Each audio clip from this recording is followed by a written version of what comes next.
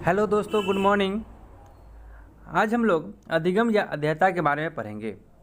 इससे पीछे हम लोगों ने शिक्षण के चर और शिक्षण के कार्य तक देखे थे और ये आज हम लोग का चौथा क्लास है।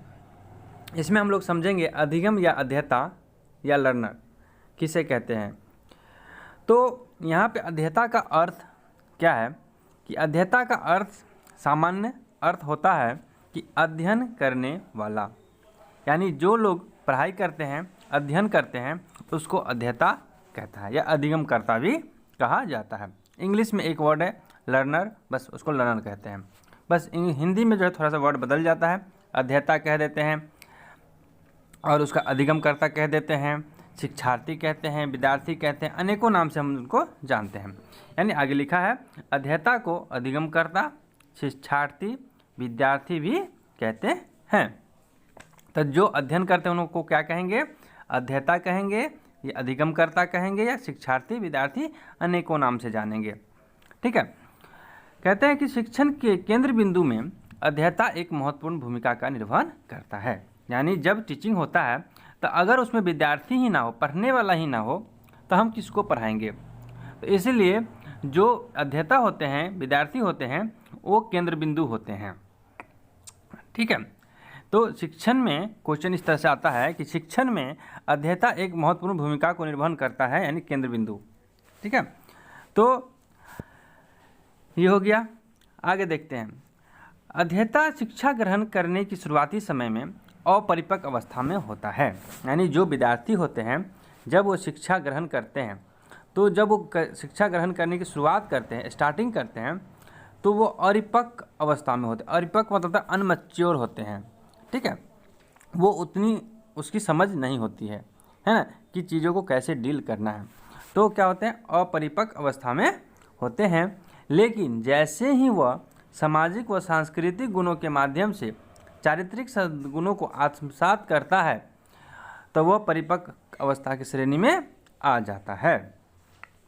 ठीक है। समझ गए होंगे कि जब कोई विद्यार्थी जब पढ़ना स्टार्टिंग करता है तो पहले वो उतनी चीज़ों को नहीं समझता है, इसीलिए वो अपरिपक्व अवस्था में होता है, अनमेच्योर होता है। और जैसे जैसे धीरे धीरे पढ़ाई शुरू करता है तो उसके सामाजिक सांस्कृतिक गुणों के माध्यम से चरित्र का निर्माण होता है, उसको ग्रहण करता है, तो वो मेच्योर हो जाता है।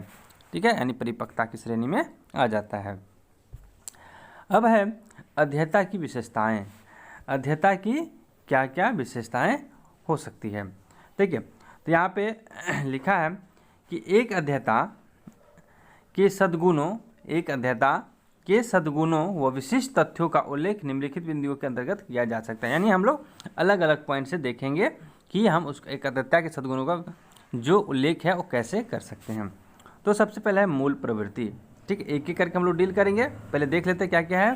तो पहला है मूल प्रवृत्ति, संवेग एवं अस्थायी भाव, अभिवृद्धि एवं विकास, वंशानुक्रम एवं वातावरण, खेल एवं खेल प्रणाली। ठीक है। तो इतने तरीके से हम लोग उनको जान सकते हैं। उसके बाद आता है पहला जो हमारा मूल प्रवृत्तियाँ। मूल प्रवृत्तियाँ क्या होता है? देखिए, कहते हैं कि प्रत्येक व्यक्ति में कुछ व्यवहार ऐसे होते हैं जो जन्मजात होते हैं। यानी कुछ आपका एक्टिविटी इस तरह का होगा, कुछ व्यवहार आपका, कुछ संस्कार इस तरह के होंगे जो जन्मजात होंगे। ठीक है। जिन्हें हमें सीखना नहीं पड़ता है, जो प्रेरक शक्तियों के माध्यम से प्राणी मात्र के व्यवहार को परिचालित करते हैं, इन्हें मूल प्रवृत्तियाँ कहते हैं। यानी मूल इंस्टिंक्ट क्या हो गया कि आपका जन्मजात होगा। क्या होगा? जन्मजात होगा। वो आपको कोई आपको सिखाएगा नहीं, आप खुद ही सीख जाएंगे और सीखे हुए रहेंगे पहले से। जैसे एग्जाम्पल के लिए हम कहते हैं कि भय लगने पर भागना। यानी डर लगता है तो हम लोग क्या करते हैं? वहाँ से भाग जाते हैं। तो ये भय लगने पे भागने के लिए हमें कोई सिखाएगा, या सिखाया था तो हम लोग जाने थे? नहीं। तो ये मूल प्रवृत्तियाँ हो गया। भूख लगने पे भोजन खोजना। तो भूख लगने पे भोजन खोजना ये भी हमें किसी ने नहीं सिखाया, किसी ने नहीं बताया। तो ये सब चीज़ें जो हो गई वो मूल प्रवृत्तियाँ के अंतर्गत आती हैं। आगे है विलियम मैकडूगल ने इसके बारे में क्या कहा है। विलियम मैकडूगल का कथन है कि मूल प्रवृत्तियां प्रत्यक्ष या अप्रत्यक्ष रूप से मानव क्रियाओं के प्रमुख चालक हैं। यदि मूल प्रवृत्तियाँ तथा उनसे संबंधित शक्तिशाली संवेगों को हटा दिया जाए, संवेग मतलब इमोशन को हटा दिया जाए, तो प्राणी किसी भी प्रकार का कार्य नहीं कर सकता है ना। इसका मतलब क्या हुआ कि मूल प्रवृत्तियाँ जो है आपका प्रत्यक्ष या अप्रत्यक्ष रूप से जितने भी इंसान जो भी क्रियाएं करते हैं उसके प्रमुख चालक है। यदि मूल प्रवृत्तियाँ ही नहीं रहे, है ना, तो आदमी क्या हो जाएगा, उससे संबंधित जितनी भी शक्तिशाली चीज़ें हैं उस सबको हटा दिया जाए, संवेग को, इमोशन को हटा दिया जाए, तो प्राणी कोई काम नहीं करेगा। यानी क्योंकि हम लोग काम तो करते क्या होते हैं, किसी इमोशन के साथ जुड़ करके काम करते हैं, या है ना, या मूल प्रवृत्ति के कारण करते हैं। अगर वही चीज़ नहीं रहेगा तो आदमी कोई काम नहीं करेगा, काजविहीन हो जाएगा। ठीक है, ये कथन किनका है, विलियम मैकडूगल का है। अगला कहता है वैलेंटाइन की क्या कथन है कि मूल प्रवृत्ति वह जन्मजात प्रवृत्ति है जो निश्चित तरीके से क्रिया करके किसी जैविकीय प्रयोजन को पूरा करती है। यानी क्रिया करके किसी काम को क्या करती है, पूरा करने का काम करती है। तो ये किनका कथन है, वैलेंटाइन का कथन है। ठीक है, आगे है कि मूल प्रवृत्तियों की क्या क्या विशेषताएं हो सकती है। ठीक है, इसमें लिखा है कि मूल प्रवृत्तियां सभी प्राणियों में एक समान पाई जाती है। ठीक है, क्योंकि भूख लगने पे सभी लोग खाना खोजते हैं, भय लगने पे सभी लोग भागते हैं। आप जो भी प्राणी को देखेंगे वो सब मूल प्रवृत्तियों के साथ एक संवेग अवश्य जुड़ा रहता है, यानी एक इमोशन अवश्य जुड़ा रहता है। मूल प्रवृत्तियाँ कभी भी नष्ट नहीं होती है। ठीक है, ये जो है मूल प्रवृत्तियाँ कभी भी नष्ट नहीं होती है। यह आदत से भिन्न होता है। यानी आदत से भिन्न क्यों होता है, क्योंकि देखिए आदत यानी हैबिट जो होता है, कोई चीज़ का आदत जो है या तो लग सकती है तो हट भी सकती है, छूट भी सकती है, लेकिन मूल प्रवृत्तियाँ कभी भी छूट नहीं सकती है आपकी। ठीक है, तो ये आदत से थोड़ा सा भिन्न होता है। यह उद्देश्य पूर्ण होता है, यानी ये किसी न किसी उद्देश्य को पूरा करता है। ठीक है, तो ये चीज़ें हैं, इसके अनुभव से व्यक्ति या प्राणी लाभ उठाता है और यह जन्मजात होती है। क्या होता है, जन्मजात होता है, और इसको वातावरण, बौद्धिक कौशल और शिक्षा के द्वारा विकसित और संवर्धित किया जा सकता है। ठीक है, चलिए आगे देखते हैं मूल प्रवृत्तियों का शैक्षिक महत्व क्या है।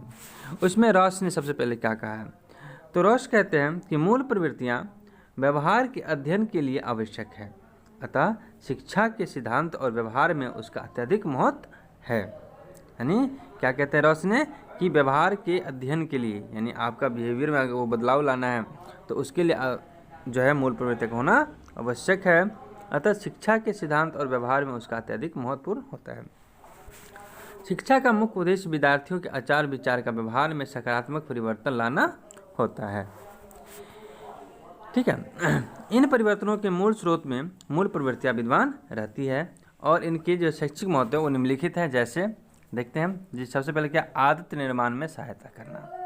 ठीक है, मूल प्रवृत्तियाँ से क्या होता है, हमें आदत, इसका जो शैक्षिक महत्व है वो क्या है कि आदत निर्माण में हमको सहायता करता है।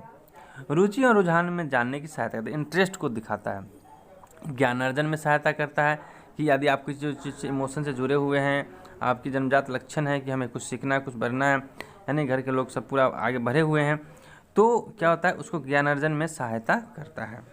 ठीक है, अनुशासन स्थापित करने में सहायता करता है, प्रेरणा देने में सहायता करता है, चरित्र के विकास में सहायता करना, मन को समझाने की क्षमता प्रदान करना। मूल प्रवृत्ति की उपयोगिता, अगर हम देखते हैं इसका उपयोगिता क्या है कि शिक्षक की दृष्टि से मूल प्रवृत्तियों की निम्नलिखित उपयोगिता है, जैसे जिज्ञासा, आत्मस्थापना, रचनात्मक और सामूहिकता, संग्रह और पलायन। तो इस तरह से जो है हमारा जो है मूल प्रवृत्ति कंप्लीट हो जाता है, और उसके बाद जो है हम लोग उसके आगे देखेंगे, जैसे संवेग एवं अस्थायी भाव है, अभिवृद्धि एवं विकास है, वंशानुक्रम एवं वातावरण है, खेल एवं खेल प्रणाली है, उस सब के बारे में देखेंगे। ठीक है, तब तक के लिए चैनल को आप लोग सब्सक्राइब कर लीजिए, वीडियो को शेयर कीजिए।